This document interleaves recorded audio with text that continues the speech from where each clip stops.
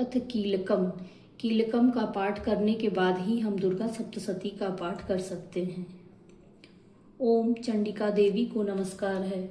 मार्कंडेय जी कहते हैं, विशुद्ध ज्ञान ही जिनका शरीर है, तीनों वेद ही जिनके तीन दिव्य नेत्र हैं, जो कल्याण प्राप्ति के हेतु तथा अपने मस्तक पर अर्धचंद्र का मुकुट धारण करते हैं, उन भगवान शिव को नमस्कार है।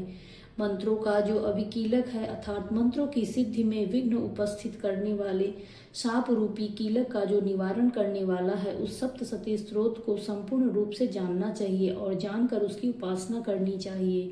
यद्यपि सप्तशती के अतिरिक्त अन्य मंत्रों के जप में भी जो निरंतर लगा रहता है, वह भी कल्याण का भागी होता है। उसके भी उच्चाटन आदि कर्म सिद्ध होते हैं तथा उसे भी समस्त दुर्लभ वस्तुओं की प्राप्ति होती है। तथापि जो अन्य मंत्रों का जप न करके केवल इस सप्तशती नामक स्तोत्र से ही देवी की स्तुति करते हैं, उन्हें स्तुति मात्र से ही सच्चिदानंद स्वरूपिणी देवी सिद्ध हो जाती हैं।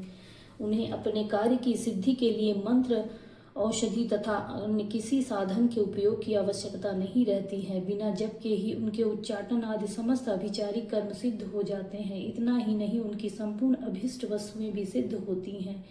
लोगों के मन में यह शंका थी कि जब केवल सप्तशती की उपासना से अथवा सप्तशती को छोड़कर अन्य मंत्रों की उपासना से भी समान रूप से सब कार्य सिद्ध होते हैं, तब इनमें श्रेष्ठ कौन सा साधन है। लोगों की इस शंका को सामने रखकर भगवान शंकर ने अपने पास आए हुए जिज्ञासुओं को समझाया कि यह सप्तशती नामक संपूर्ण स्रोत ही सर्वश्रेष्ठ एवं कल्याणमय है।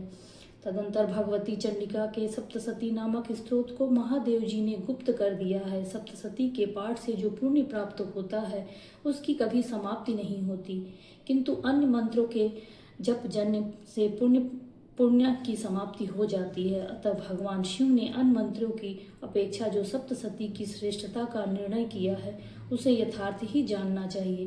अन्य मंत्रों का जप करने वाला पुरुष भी यदि सप्तशती स्त्रोत और जप का अनुष्ठान कर ले, तो वह भी पूर्ण रूप से कल्याण का भागी होता है। इसमें तनिक भी संदेह नहीं है।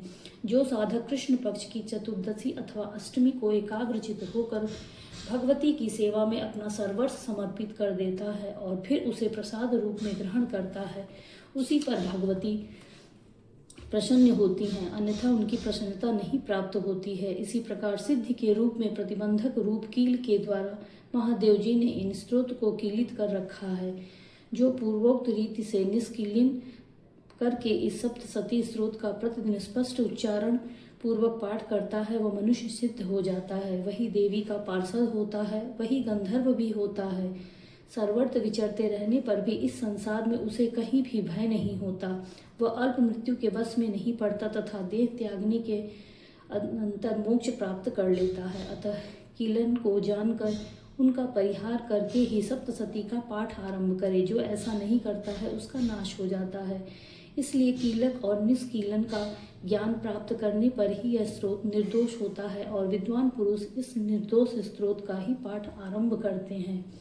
स्त्रियों में जो कुछ भी सौभाग्य आदि दृष्टिगोचर होता है, वह सब देवी के प्रसाद का ही फल है।